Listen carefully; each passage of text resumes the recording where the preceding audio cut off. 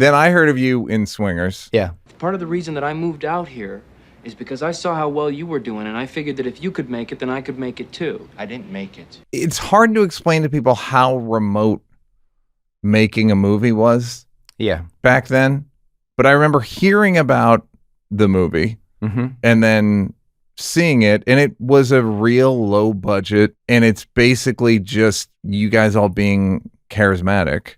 Story's pretty thin, but it's just, I don't know, it just worked.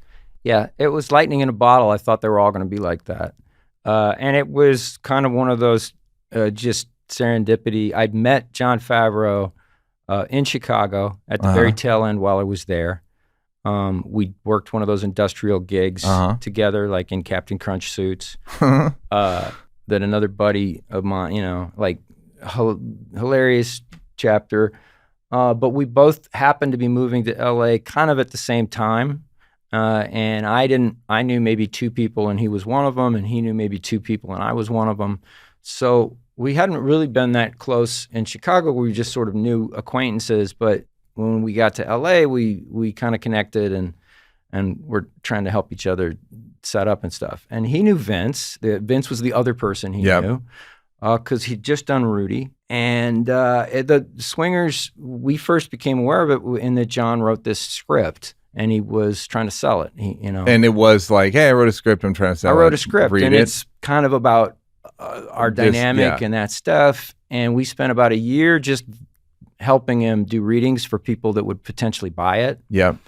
Nobody bought it, but we spent a year basically rehearsing it. And then Doug Liman kind of discovered it on somebody's coffee table and said, oh, this isn't a $2 million movie. I can make this for $250,000. I can make this for $250,000. And I think I have a lead on where we can get some of that money.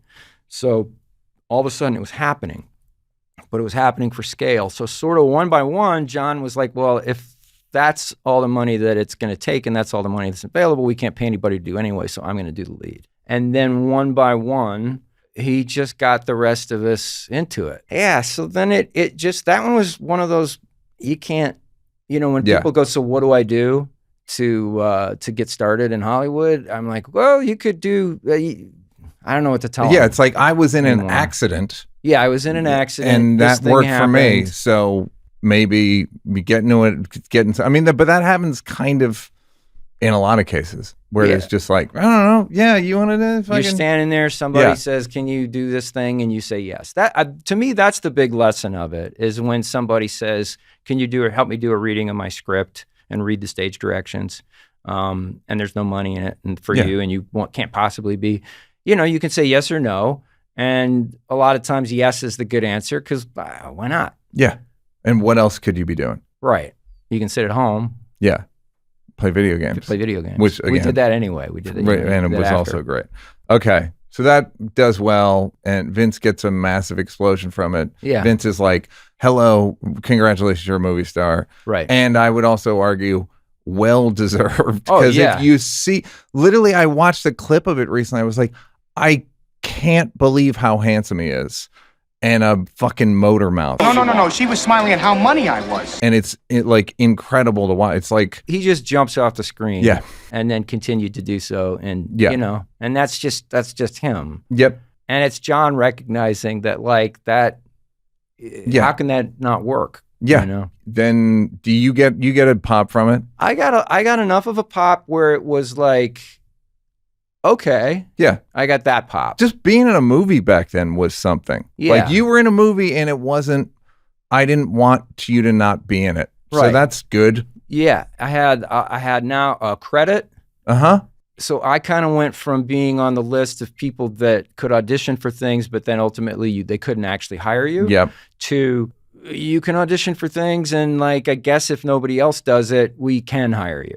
Great. Which is huge. That's an enormous jump. Hey, did you like that? Did you like that? Yeah, did you like it though? You want more? Don't want to work? Would rather watch videos of me grab-assing with people? First of all, go up here to subscribe and then go up here to watch more clips. This is like when the weatherman says there's a high pressure system coming in. I'm not really used to the green screen.